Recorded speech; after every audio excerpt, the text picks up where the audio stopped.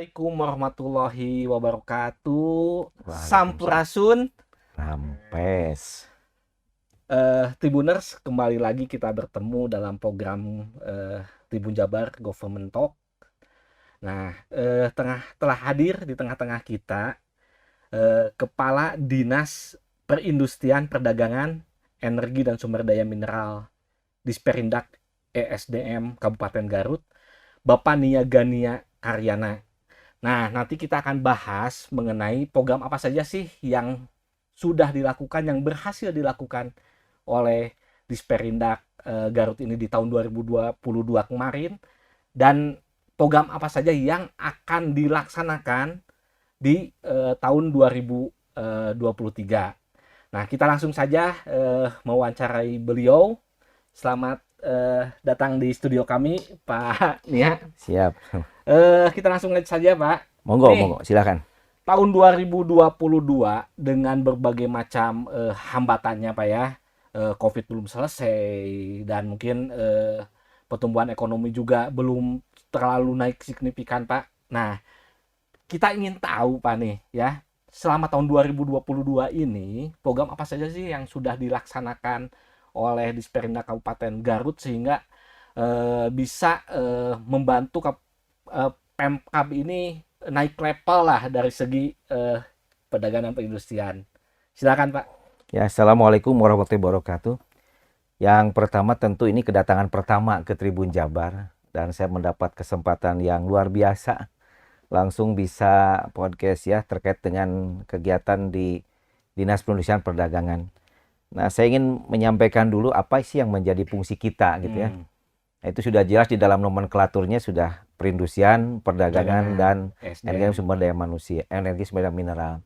Hanya perlu digarisbawahi bahwa tidak semua industri itu menjadi urusan Indag. Karena ada industri-industri yang memang mikro, yang baru mangkat itu menjadi urusan Dinas Koperasi dan UMKM.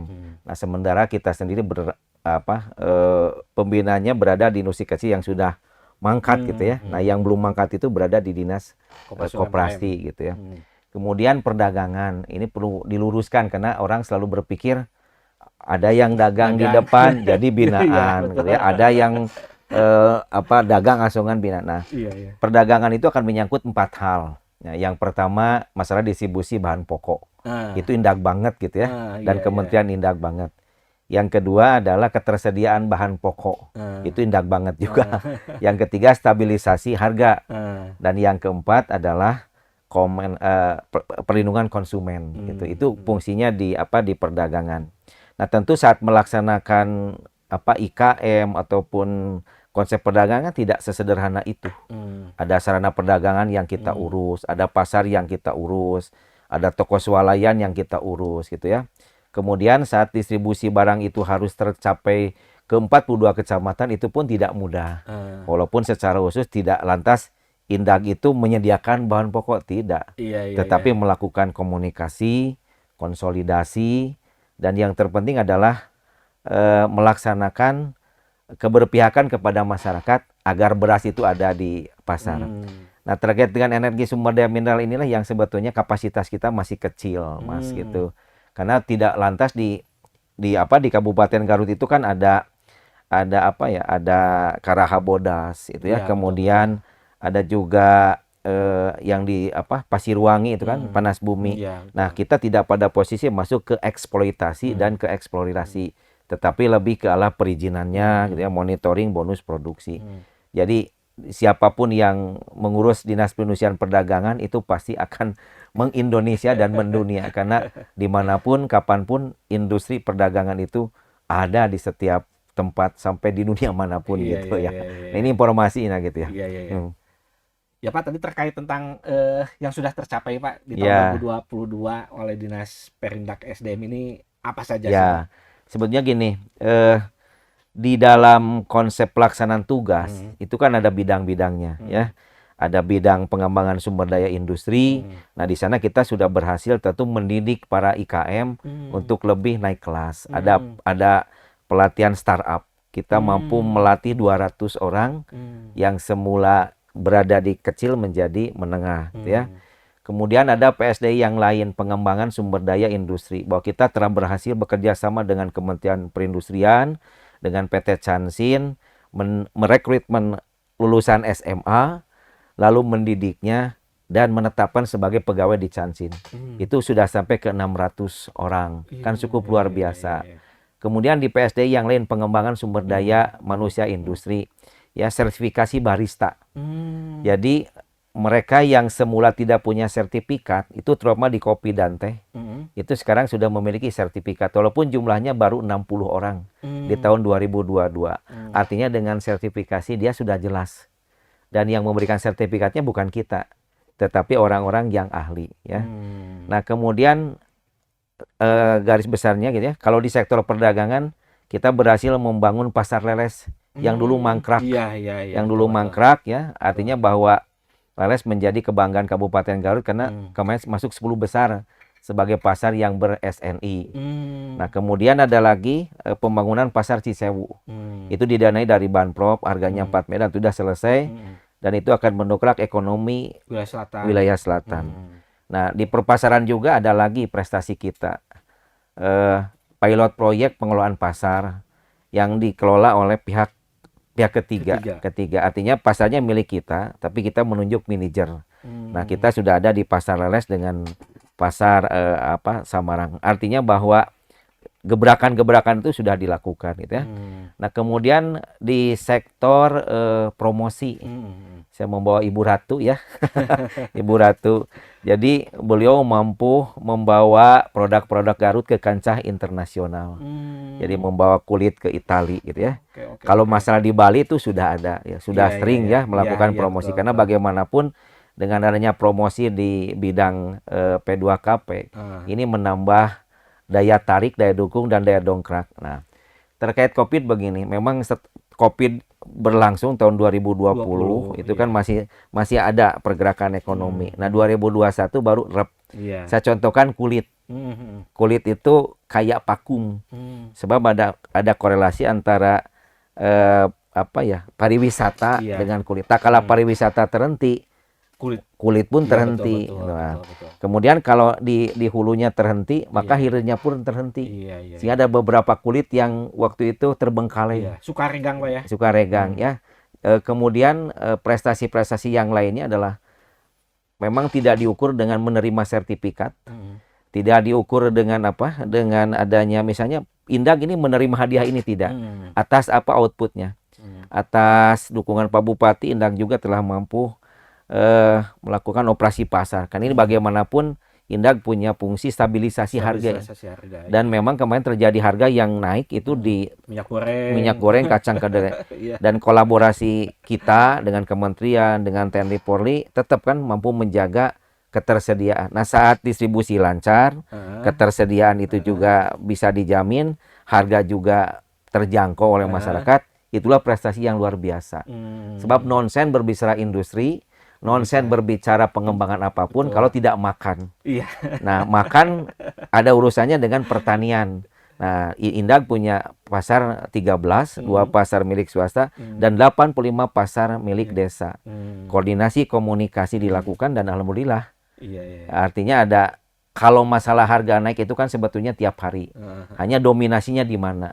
Nah, beras mampu kita tekan. Yang agak sedikit hese ditekan adalah telur. Hari ini sampai 32.000 telur itu, ya. Kemudian cabai merah. Kalau di Garut itu 20.000, maka di selatan 65.000 gitu, ya. Nah, tapi itu juga jadi kajian yang unik. Kok cabai bisa mahal, padahal tidak semua makan cabai, termasuk saya makan cabai. Jadi kalau berbicara keberhasilan, mudah-mudahan tidak diukur dengan diterimanya sertifikat penghargaan. Ya, gitu ya. Karena Indag itu baru menerima, kalau penghargaan itu baru 1 tahun ini, yaitu pasar 10 besar pasar ber-SN ini. Nah, sementara aspek yang lain mungkin diukur dari outputnya. Betul. Output. Nah, outputnya adalah bahwa ya memang Garut stabil kemarin. Sewaktu minyak goreng itu langka, dengan kerja keras berbagai pihak, ya, dukungan TNI Polri dan Pak Bupati, itu mampu kita menyediakan minyak goreng gitu. Seperti itu. Iya. Oke, Pak, mumpung bicara tentang stabilitas harga, Pak, ya. Ke depan akan ada Ramadan, Pak, nih. Ya. Seperti apa, Pak, gambaran Bapak sebagai Kadis Perindak, Pak? Ya. Ramadan tahun. Jadi gini, secara ekonomi itu kan kalau kenaikan harga itu berdasarkan supply dan demand. Hmm. Jadi ada inflasi berdasarkan tarikan permintaan, Hmm. ada inflasi berdasarkan tarikan penawaran, Hmm. ya. Nah, untuk tarikan permintaan itu dikarenakan jumlah konsumsi meningkat Iya, iya, iya. dan biasanya ketersediaan bahan di pasar menjadi nurun itu naik. Ah, Dan di Ramadan itu terjadi kenaikan harganya sesaat dan PDRB pun naiknya sesaat. Nah, setelah Ramadan biasanya turun turun lagi. lagi. Nah, apa yang dilakukan? Yang pertama ya koordinasi dengan Dinas Pertanian terlebih dahulu. Bagaimana ketersediaan bahan baku lokal bisa disediakan. Dan yang kedua, koordinasi dengan para distributor dan supplier. Nggak ada lagi kekuatan karena mereka lah yang memiliki kemampuan modal, kemampuan menyediakan bahan pokok. Nah, sampai saat ini alhamdulillah saya sudah 3 tahun menjadi kepala dinas, berarti sudah 3 Ramadan. Kenaikan harga terjadi pasti. Hanya tidak pernah terjadi kelangkaan dan habisnya bahan baku. Dan yang dominan adalah bahan baku makanan biasanya. Kalau passion biasanya masyarakat tidak mau tahu dengan diskon segala macam. Yang penting beli. Uniknya Ramadan di sana. Jadi masyarakat sudah tidak dibedakan kelasnya, bisa masuk Ramayana. Iya, iya. Dan terkait dengan stabilisasi harga ini kan juga tergantung ke sarana perdagangan. Makanya dukungan sarana perdagangan sampai ke daerah kita dukung kayak SPBU gitu ya. Iya, iya, iya. Nah, kita dukung ada pembangunan di Rancabuaya. Kemudian sarana toko modern kita dukung sampai ke pelosok gitu ya. Walaupun orang kadang-kadang agak alergi dengan toko modern ya, toko modern menyaingi toko-toko kecilnya. Sekarang tinggal bagaimana sebetulnya toko modern itu punya keberpihakan kepada toko-toko yang kecil itu. Misalnya produknya tidak boleh sama gitu ya. Kemudian harganya tidak boleh di bawah harga apa ya, harga pedagang biasa gitu ya. Dan yang terpenting adalah dukungan dari pimpinan kita gitu ya.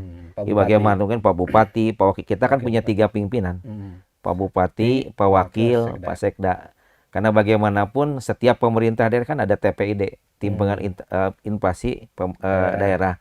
Bagaimanapun kan pucuk pimpinannya adalah pemerintahnya bupati gitu. Iya, iya. Walaupun Garut belum masuk sebagai 10 besar penanganan inflasi, tapi minimal inflasi di Garut terkendali gitu. Iya, gitu, iya, gitu. iya, iya. Gitu. Sampai saat ini terkendali dan untuk Ramadan juga bisa harga bisa dijamin bisa ini Insya Allah. ya, bisa di Kan berdasarkan pengalaman ya, kemudian berdasarkan ketersediaan. Nah, kenapa kita yakin? Kan update bahan pokok itu setiap hari, update harga setiap hari. Jadi kita menekankan para UPT yang menjadi bagian dari pengelola pasar itu menyampaikan harga. Nah, dari sana kita sudah bisa melihat berapa perkembangan harga di Pamengpeuk, Iya. berapa perkembangan harga di Cisewu, itu ada update harga setiap hari. Dan harga ini berjenjang. Dari Indak disampaikan ke bagian ekonomi, dari bagian ekonomi disampaikan ke Dinas Perindustrian Jawa Barat, dan itu bisa diakses. Iya, iya, Dan iya. menjadi satu bagian laporan yang juga Bank Indonesia bisa mengetahui gitu. Jadi Oke, gitu. oke, siap, siap. Pak, untuk tahun 2023, Pak, program apa saja yang jadi andalan di Sperindak ISDM untuk dilaksanakan, Pak? Ya. Kan ada program rutinitas nih, pembinaan IKM, ada program lanjutan, kemudian ada program pelengkap, dan ada program yang memang menjadi pokok utama. Nah, pokok utama Indak itu kan sesuai dengan fungsinya pembinaan IKM. Tapi tidak hanya pembinaan IKM, promosi gitu ya. Garut Festival yang kemarin itu menjadi salah satu ide Pak Bupati yang harus berkesinambungan. Kalau untuk tahun depan kan ini harus dikaitkan dengan pelepasan Pak Bupati sebagai Bupati ya gitu. Kemudian unggulan itu tetap digitalisasi sebetulnya. Makanya hari ini kita rapat itu untuk membicarakan bagaimana produk Garut itu bisa sampai ke luar negeri. Nanti saya mohon Ibu Ratu juga bisa testimoni di acara ini. Siap, Karena bagaimanapun beliau punya di tahun 2023 ini punya unggulan sebagai amanat pimpinan untuk membesarkan produk. Jadi biar beliau sendiri yang cerita, kayak promosi di pesawat gitu ya. Iya, iya. Oke, saya bisa menampilkan kan Ibu Ratu untuk bisa bergabung. Siap, siap, siap, siap. Bisa gabung Ibu Bu Kabid ya? Ibu Kabin P2KP. P2KP. Silakan. Nah, kali ini sudah hadir juga Ibu Kabid Ibu Ratu. Nanti beliau Oke, memperkenalkan diri. siap. Silakan Ibu. Yang jelas bubukannya seperti ini. Jadi saya membawa Ibu Ratu karena beliau Heeh. cerdas, Pak. Oh iya iya Jadi kalau punya staf yang cerdas itu, pimpinan tinggal punya iya kebijakan. iya. Nah, Lari lebih kencang Pak nanti ya Ibu gitu Ratu kan. menyampaikan perkenalan, Iya siap. tugasnya apa, kemudian tahun 2023 seperti apa, Ah, 2022 siap. pencapaiannya. Siap. Monggo. Mangga Ibu boleh memperkenalkan diri dulu Ibu. Silakan. Nama saya Ratu Ayu Dinarwira Pertiwi. Cukup Iya. panjang Iya. banget. Tapi Ibu Ratu ya. cukup dipanggil dengan Ibu Ratu aja. Kebetulan saya diamanahi sama Pak Bupati sama Pak Kadis sebagai Kepala Bidang Pengembangan Promosi dan Kerjasama Perdagangan di Disperindak Iya ya. sejak awal 2022. Jadi Ah. saya baru setahun di Iya, tapi udah ini Disperindak. Pak ya. Oh, Udah. indah Bu, narasinya udah naik Pak, alhamdulillah. Kita pengen tahu Bu perkembangan Bu Ratu ya. Pengalaman Perkembangan luar kan biasa. Garut ini udah levelnya bukan lagi promosi di tingkat nasional, meskipun Iya. masih jalan di tingkat nasional, tapi Alhamdulillah. levelnya udah naik ke tingkat Internasional, ya. internasional. Ada ekspor salep pisang ke Betul. Malaysia, Iya. pakaian ke Nigeria dan Nigeria. Kenya, Iya. kemudian produk kulitnya itu udah sampai ke Italia. Ya, alhamdulillah. Nah, sejauh ini perkembangannya seperti apa, Bu? Tentang ekspor yang dilakukan Disperindak Garut hingga ke mancanegara, Bu. Alhamdulillah Pak ya, waktu itu tahun sekitar pertengahan tahun 2022 Ah, waktu itu ada kegiatan W20 yang W20 yang yang W20 di side Bali itu ya. eventnya Ah, G20. Waktu itu puncak kegiatannya untuk yang W20 itu di Medan. Nah, ketuanya chairman-nya itu Bu Uli itu langsung memilih Kabupaten Garut sebagai dari 2 kabupaten di seluruh Indonesia Indonesia, iya, untuk mewakili dalam empowerment perempuan. Nah, untuk yang Garut itu dipilihnya yang produk kulit waktu itu. Nah, alhamdulillah karena tersambung dengan Bu Uli, kemudian Pak Bupati juga sangat support luar biasa waktu itu. Jadi kita mempersiapkan berbagai macam produk kulit yang memang sudah layak untuk go internasional. Nah, dibawalah di pameran di Medan waktu itu di mana?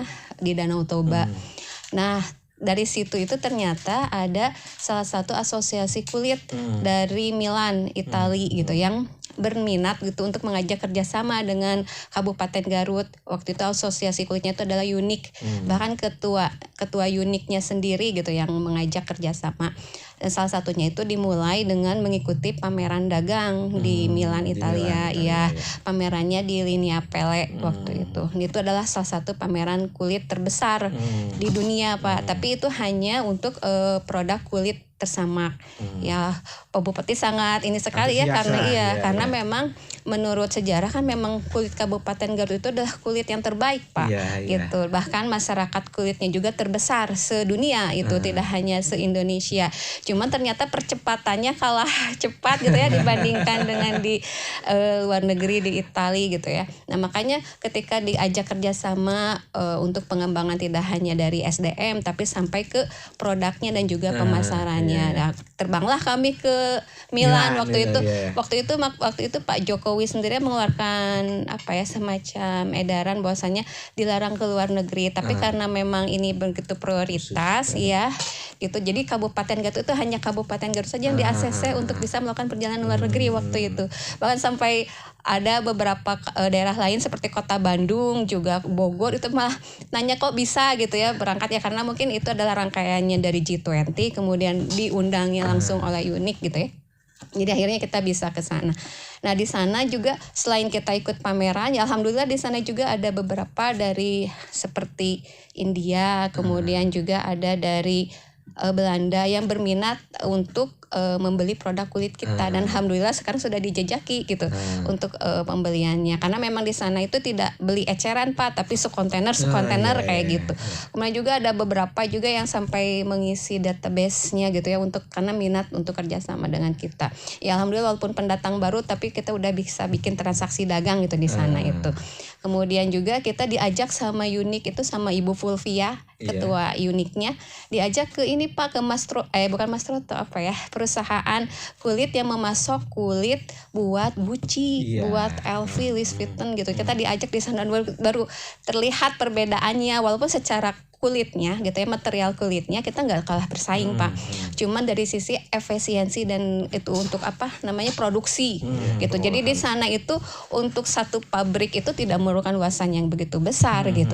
Tapi dia bisa menghasilkan beribu-ribu ton kulit yang sudah bisa itu ya kerjasama dengan dan kualitasnya memang apa namanya karena ada treatment dari mesinnya itu gitu. Tapi ketika dari bahan dasar kulitnya kita nggak kalah bersaing sebetulnya. Makanya Pak Bupati langsung pengen beli mesin ini, waktu ke sana itu Pak.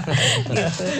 Nah udah dari situ ya alhamdulillah gitu ya ada kerjasama itu. Kemudian kemarin yang di Garut Festival alhamdulillah tersambung dengan salah satu eksportir gitu Pak. Waktu itu saya ini kesempatan gitu ya, kan ada Garut Festival. Jadi dia bisa datang langsung kan di Garut Festival itu semua produk IKM kita pamerkan gitu ya Pak. Jadi dia gak usah datang lagi ke tempat IKM satu persatu, dia sudah bisa langsung milih gitu ya, semacam etalasenya lah gitu ya di Garut Festival itu. Ya alhamdulillah kemarin untuk yang batik sampai ke 10.000 meter. Itu tapi harus dalam 1 bulan. Jadi dia akan continue ketika dia sanggup memproduksi memenuhi gitu ya permintaan 1 bulan 10.000 meter itu ya bakalan jadi langsung continue selanjutnya gitu ya. Kemudian pakaian anak juga satu kontainer. Jadi memang kemarin alhamdulillah ada 3 kalau nggak salah tuh yang batik, pakaian anak, kemudian yang ini Pak hasil dari inkubasi bisnis. Jadi semacam aplikasi gitu. Mereka ternyata di sana tidak secepat di Garut gitu ya dalam proses untuk digitalisasi aplikasi gitu. Dan mereka berminat untuk itu ya alhamdulillah ada 3. Kemudian juga kita tersambung juga dengan Bapak Atase Perdagangan Malaysia. Pak Deden Fajri alhamdulillah membantu banget, bahkan waktu Ramadan itu kita mengadakan business matching dengan Pak Deden itu di luar anggaran semua Pak itu alhamdulillah, tapi karena kolaborasi jadi semuanya bisa terlaksana dengan baik. Juga dukungan dari Pak Kadis luar biasa, ini langsung support terus gitu ya, gaspol aja gitu buat kita untuk bisa ekspor ke luar negeri, walaupun sebetulnya dalam negeri juga kita prospektif gitu ya, tapi ketika ada peluang ekspor gitu ya kenapa tidak, seperti sale pisang gitu, itu bukan produk yang luar biasa sebetulnya Pak ya, tapi dengan kita memenuhi kualifikasi dari mereka gitu ya, standar produknya seperti apa, pengemasannya seperti apa, izin yang harus dipenuhi seperti apa, kemudian kemampuan kita untuk menjaga kualitas barang, kemudian kontinuitas produk itu kan yang utama ya. Alhamdulillah Pak setiap 2 minggu sekali dengan nilai 700 juta itu 800 juta itu udah. Jadi sebetulnya jangan anggap remeh gitu ya produk-produk lokalan kita gitu ya, ketika kita mampu meningkatkan kualitas, kemudian mampu menjaganya, kemudian produksinya ya insya Allah gitu ya peluang ekspor itu terbuka luas. Bahkan kemarin awal-awal bulan ini Pak itu udah ada beberapa yang datang, itu anak muda loh Pak yang datang itu dia berminat untuk ekspor kapulaga. Terus ada juga yang berminat ekspor cengkeh juga gitu, karena memang Kabupaten Garut itu untuk yang daerah selatannya itu banyak ini produk-produk perkebunan gitu seperti itu. Oke. Bu Ratu tadi Pak Kadis sedikit menyinggung tentang promosi Pak, salah satunya promosi di pesawat gitu ya. Nah kita ingin tahu Bu seperti apa sih? Intinya kan gini, beliau ini punya tugas. Kalau kata sudah makumacarana produk itu payu. Iya. Setelah payu kan harus ada konsep promosi. Monggo saja Ibu. Iya nih Pak Kadis, Pak Bupati selalu men-challenge gitu ya, gimana biar produk kita itu sekarang itu karya dengan tagline-nya gitu ya, karya Garut mendunia gitu kan. Jadi memang harus muter otak gitu ya, harus membebaskan pikiran kita ya, kreativitas gitu ya. Apa nih saluran-saluran promosi yang bisa kita gunakan gitu ya, selain mungkin sekarang musim digital ya.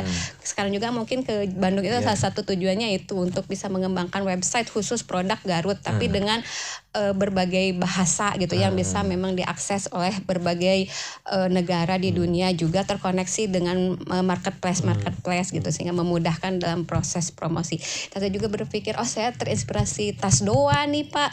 Tas Doa yang di Jogja itu tahu nggak Pak yang dari rajutan. Sebenarnya Garut juga punya nih rajutan yang kayak Doa gitu ya. Garut itu sebetulnya sudah punya brand Pak. Pasti kalau ingat Garut ingat apa? Dodol. Ya. Ingat Garut ingat apa lagi? Kulit. Kan Iya, nggak betul. sebetulnya nggak Jaket kulit, sulit gitu iya. kan ya, karena Garut tuh sudah punya branding di masyarakat gitu. Nah tinggal kita gimana semakin memperkuat brand itu dan menjual gitu kan. Tidak hanya cukup ingat dodol tapi nggak beli misalnya kan gitu. Ingat Garut sebagai kulit tapi nggak dibeli kulitnya. Kita ingin sampai adanya transaksi seperti itu. Nah terinspirasi dari itu bahwasannya Doa itu punya brand yang kuat gitu dan dia akhirnya kan punya daya jual yang tinggi gitu ya. Harganya mungkin kalau dibandingkan kualitas produk mungkin hampir sama gitu, tapi dengan harga yang jauh berbeda itu ternyata dia mau melalui promosi yang di pesawat itu Pak. Branding Iya, ya, jadi brandingnya di pesawat. Air Flight Magazine gitu kan. Jadi kesannya ya Pak ya kalau di pesawat dipasarkannya kan premium gitu Iya, kan ya betul, barangnya betul. gitu. Nah, saya ingin mencoba gitu bagaimana barang-barang di Kabupaten Garut, produk-produk unggulan yang kami miliki gitu ya di Kabupaten Garut bisa di branding gitu melalui majalah di pesawat itu gitu. Oke, berarti itu salah satu program unggulan ya Pak Kadis ya? Harus, untuk tahun Pak, itu. 2023. Itu targetnya pasarnya mana itu nanti? Kan kalau Citylink itu terbang kemana harus jadi target gitu. Iya gitu. Kan kalau pesawat terbang itu mungkin lokal dulu kan Iya, ya. iya, iya. Kalau Citylink nanti kan tidak hanya Citylink sebetulnya siapapun kan tergantung tergantung apa ya misinya mau kemana dulu, tergantung pesawatnya. Kemudian kan jangkauan anggaran kita juga harus diperhitungkan karena untuk masuk ke wilayah-wilayah pemasaran yang bonafide itu kan butuh anggaran dalam konsep perusahaan, maka biaya pemasaran itu akan lebih tinggi dari biaya produksi sendiri. Boleh jadi nanti Ronaldo misalnya memproduksi Betul. hanya kan untuk setingkat Ronaldo negara Arab saja mengeluarkan 3,2 triliun. Nah, Iya. lain dari itu yang tidak kalah penting adalah masalah pemberitaan Pak. Pemberitaan. Karena memang ada pemberitaan yang memang pun berdampak pada negatifnya kita. Iya, Itu kan iya. tidak jarang jurnalis menyampaikan kelemahan-kelemahan kita. Ada yang dikonsen memberitakan itu produk-produk Garut gitu ya. Nah, ini juga berimbas pada proses pemasaran kita gitu ya. Nah, yang tidak kalah pentingnya karena waktu nih Pak. Iya. Saya sampaikan terima kasih ke Tribun Jabar. Dan melalui media ini kan menampilkan promosi produk Garut. Iya. Mari ke Garut, beli produk Garut, Iya. tinggal di Garut gitu. Karena Iya. Garut punya unggulan kalau dodol sudah pasti. Iya. Kulit Kulit sudah sudah pasti, pasti. domba sudah pasti, Oh iya, domba ya. betul. jeruk sudah Jeruk. pasti, batik gitu ya, tenunan Iya. dan makanan yang tidak kalah mendunia juga kan, cokodot sekarang. Oh iya, Di cokodot, dunia itu hanya betul. satu, coklat berasa dodol, Dodol Garut, yaitu iya. dodol cokodot gitu ya. Cokodot, iya. Kepada manajemen Tribun saya sampaikan terima kasih dan mudah-mudahan kerjasama yang terjalin dari Garut Festival bisa berlanjut ke depan. Mudah-mudahan ada editorial yang Betul. berkelanjutan. Iya. Mudah-mudahan tahun 2023 target 1000 IKM untuk di iya. Garut Festival bisa Amin. Amin. terlaksana dan bisa sukses. Amin. Ya, Tribuners, tadi banyak sekali informasi yang disampaikan oleh Pak Kadis Perindak SDM Kabupaten Garut, Pak Kanian dan juga Ibu Kabid promosi ya, Bu Ratu. Mudah-mudahan sih kita berharap Kabupaten Garut naik level Pak ya. Amin. Naik level bukan lagi hanya sekedar dikenal di Indonesia tapi bisa mendunia dengan produk-produknya, dengan promosi, dengan kerja keras dari Pak Kadis, kemudian staf, dan mudah-mudahan Garut bisa lebih mendunia lagi Pak, begitu. Demikian Government Talks kami bersama dengan Kadis Perindak Kabupaten Garut. Kemudian didampingi juga oleh Ibu Kabid. Mudah-mudahan hasil dari wawancara ini bisa bermanfaat bagi semua pihak, Amin. khususnya bagi Pemda dan juga masyarakat Kabupaten Garut. Saya Oktora Feriawan, News Manager Tribun Jabar, mohon pamit. Sampai ketemu lagi di program Government Talk selanjutnya. Wassalamualaikum warahmatullahi wabarakatuh. Waalaikumsalam warahmatullahi wabarakatuh.